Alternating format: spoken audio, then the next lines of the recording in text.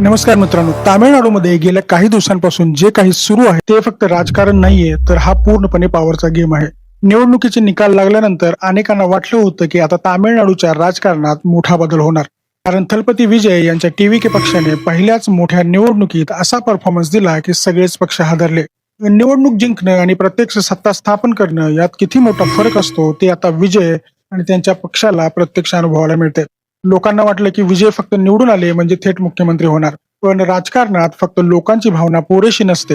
त्यासाठी आकडे लागतात, मित्रपक्ष लागतात, अनुभव लागतो आणि सगळ्यात महत्वाचं म्हणजे पडद्यामागचं राजकारण समजावं लागतं. आणि इथेच सध्या टीव्हीके अडकताना दिसते. नमस्कार मित्रांनो, मी प्रमोद आणि तुम्ही पाहत आहात डिजिटल चावडी. आता आधी आपण संपूर्ण आकडेमोड समजून घेऊया. तामिळनाडूत विधानसभेत एकूण 234 जागा आहेत. सरकार स्थापन करायचं असेल तर 118 आमदारांचा जादुई आकडा गाठावा लागतो. प्रत्यक्षात टीव्हीकडे 108 जागा आल्या, पण विजय स्वतः 2 मतदारसंघात निवडून आले असल्यामुळे वास्तविक आकडा 107 वर येतो. म्हणजे सरकार स्थापनेसाठी अजून 11 आमदारांची गरज आहे. आता मोठा प्रश्न असा आहे की बाकीचे जे उरलेले पक्ष आहेत ते कोणाच्या बाजूने जातील. डीएमके कडे आता 59 जागा आहेत. AIDMK कडे 47 जागा आहेत. बाकी छोटे पक्ष आहेत, पण त्यांच्याकडे मिळूनही फार मोठी ताकद नाही आणि इथेच राजकारणातला खरा खेळ सुरू होतो. टीव्हीकेला वाटत होतं की छोटे पक्ष त्यांच्या सोबत येतील, पण प्रत्यक्षात झालं उलटच. CPI, CPM, मुस्लिम लीग आणि काही छोटे पक्ष ज्यांच्याकडे 2-2 आमदार आहेत त्यांनी स्पष्टच सांगितलं की आम्ही स्वतः निर्णय घेणार नाही. आमच्या बाबतीतचा निर्णय हे स्टॅलिन घेतील. म्हणजे पहा, आकड्याने लहान पक्ष जरी असले तरी त्यांची राजकीय निष्ठा अजून DMK सोबत घट्ट आहे. यातून एक गोष्ट स्पष्ट होते. निवडणुकीत टीव्हीकेने मोठा धक्का दिला असला तरी तामिळनाडूच्या राजकारणावर अजूनही स्टॅलिन यांची पकड कायम आहे. कारण राजकारण फक्त मतांचं नसतं तर ते नेटवर्कचं असतं. कोण कोणाच्या संपर्कात आहे, कोण कोणाला फोन करतोय आणि कोण कोणावर विश्वास ठेवतोय हे सगळं महत्वाचं असतं. काँग्रेसनं मात्र टीव्हीकेला पाठिंबा देण्याची तयारी दाखवली आहे आणि म्हटलंय की जनतेनं जो कौल दिलाय त्याचा आदर झाला पाहिजे.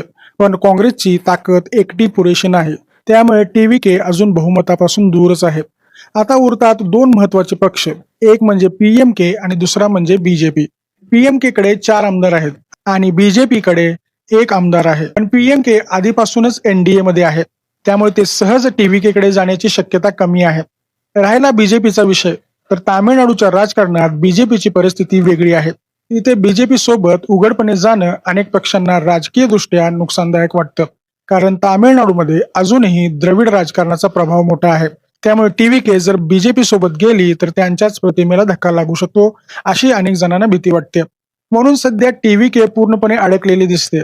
जनतेचा पाठिंबा आहे, आमदार आहे, वातावरण आहे, पण बहुमत नाही. त्याच दरम्यान आणखी एक मोठी घटना घडली आहे. थलपती विजय 2 वेळा राज्यपाल आर्लेकर यांच्याकडे गेले होते आणि सत्ता स्थापनेचा दावा केला होता.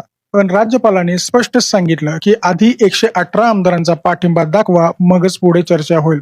इथे अनेक लोक असा प्रश्न विचारत आहेत की राज्यपालांनी विजयांना शपथविधीची संधी द्यायला हवी होती का? त्यांचं असं म्हणणं आहे की आधी मुख्यमंत्रीमधून विजयांना शपथ घेऊ द्या आणि मग सभागृहात बहुमत सिद्ध करू द्या. पण प्रत्यक्षात संविधानात ही गोष्ट इतकी सोपी नाही. इथे SR बोम्मई केसचा उल्लेख केला जातो. ही केस भारतीय राजकारणात खूप महत्वाची मानली जाते. कर्नाटकचे मुख्यमंत्री SR बोम्मई यांचं सरकार बहुमत गमावल्याचा दावा राज्यपालांनी केला होता. पण बोम्मई म्हणाले की माझं बहुमत गेलंय की नाही हे सभागृहात ठरलं पाहिजे. राज्यपालांनी असा निर्णय एकतर्फी घेऊ नये. नंतर हा विषय सुप्रीम कोर्टात गेला आणि कोर्टाने सांगितलं की इथं बहुमताचा निर्णय हा सभागृहातच व्हायला हवा. पण इथे एक महत्वाची गोष्ट अनेक जण विसरत आहेत. हा नियम त्यावेळी लागू होतो जेव्हा आधीपासून मुख्यमंत्री असलेला नेता बहुमत गमावतो. नवीन सरकार स्थापन करताना परिस्थिती वेगळी असते. तिथे आधीच बहुमत असल्याचं दाखवणं आवश्यक असतं. नवीन सरकार स्थापन करताना परिस्थिती वेगळी असते. तिथे आधीच बहुमत असल्याचं दाखवणं आवश्यक असतं. त्यामुळे राज्यपालांनी विजय यांना आधीच शपथविधी नाकारला आणि हे तांत्रिकदृष्ट्या बरोबर आहे. यामध्ये अनेक लोक महाराष्ट्रातल्या 2019च्या पहाटेच्या शपथविधीचा दाखला देत आहेत. देवेंद्र फडणवीस आणि अजित पवार यांनी पहाटे शपथ घेतली होती, पण त्यावेळी भाजपकडे 105 आमदार होते आणि अजित पवारांकडे NCPच्या 54 आमदारांचा दावा होता.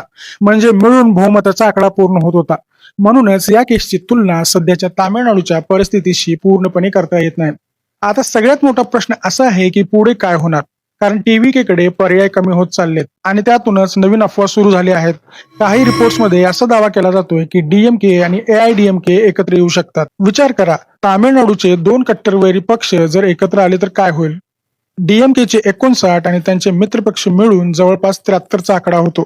एआयडीएमके आणि त्यांचे सहकारी मिळून जवळपास 55 पर्यंत जातात. म्हणजे दोघे एकत्र आले तर सरकार स्थापन होऊ शकतं. पण प्रत्यक्षात ही शक्यता फार कमी आहे.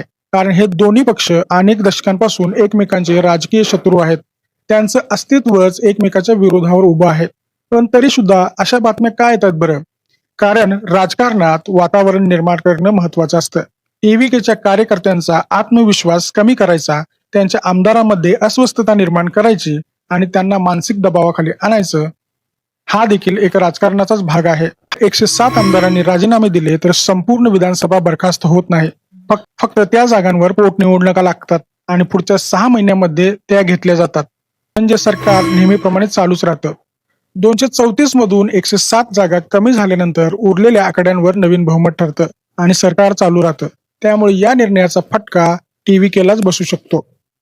कारण पुन्हा निवडणूक म्हणजे पुन्हा पैसा, पुन्हा मेहनत आणि पुन्हा संघटन आणि पुन्हा वातावरण निर्मिती करावी लागेल. शिवाय लोकांची सहानुभूती कायम राहील याची खात्री नाही. टीव्हीकेच्या अनेक कार्यकर्त्यांचा आणि आमदारांचा राजकारणापेक्षा सिनेमाशी जास्त संबंध राहिलेला आहे. त्यामुळे भावना आणि वास्तव यांच्यातील फरक त्यांना पूर्ण समजलेला नाही, असं अनेक राजकीय विश्लेषकांचं मत आहे. पण एक गोष्ट यामधून स्पष्ट दिसते, ती म्हणजे स्टॅलिन अजूनही तामिळनाडूच्या राजकारणामधले सर्वात अनुभवी खेळाडू आहेत. ते हवं तर टीव्हीकेला मदत करू शकतात, आपल्या मित्रपक्षांना सांगू शकतात की जा आणि टीव्हीकेला पाठिंबा द्या, पण ते लगेच तसं करताना दिसत नाहीत. कारण त्यांनाही माहिती आहे की एकदा टीव्हीके स्थिर झाली, एकदा विजयांचं सरकार उभं राहिलं तर पुढच्या काही वर्षात तामिळनाडूचं राजकारण डीएमके विरुद्ध टीव्हीके असं होऊ शकतं. कारण यात सर्वात मोठं नुकसान एआयडीएमकेच होईल. कारण ललितांसारखा करिश्माई नेता आता एआयडीएमके कडे नाहीये. त्यामुळे त्यांच्या मतदारांमध्ये गोंधळ आहे. भविष्यात त्यांचा मोठा मतदार टीव्हीके कडे जाऊ शकतो. म्हणून सध्या स्टॅलिन हे खूप सावधपणे खेळताना दिसत आहेत. ते टीव्हीकेला पूर्ण संपवणार नाहीत, पण लगेच मजबूतही होऊ देणार नाहीत. हीच अनुभवी राजकारण्यांची शैली असते. थलपती विजय यांच्याकडे लोकप्रियता आहे, प्रचंड फॅन फॉलोईंग आहे, जनतेत आकर्षण आहे, पण प्रत्यक्ष राजकारणात अजून त्यांना खूप काही शिकायचं आहे. कारण चित्रपटात 2 तासात हिरो जिंकतो, पण राजकारणात कधी कधी वर्षानुवर्षे वाट पाहावी लागते. आणि सध्या तामिळनाडूमध्ये नेमकं तेच सुरू आहे. या संपूर्ण घडामोडीवर तुमचं मत काय आहे ते कमेंटमध्ये नक्की सांगा. टीव्हीके सरकार स्थापन करेल असं तुम्हाला वाटतंय का, की स्टॅलिन पुन्हा एकदा राजकीय स्ट्रोक मारतील असं वाटतंय? ते नक्की सांगा. व्हिडिओ आवडला असेल तर लाईक करा, शेअर करा आणि डिजिटल चावडी चॅनलला सबस्क्राईब करायला विसरू नका. मित्रांनो, आजच्या व्हिडिओमध्ये इथेच थांबतो. भेटू आणखी एक नव्या व्हिडिओमध्ये. तोपर्यंत जय हिंद, जय महाराष्ट्र.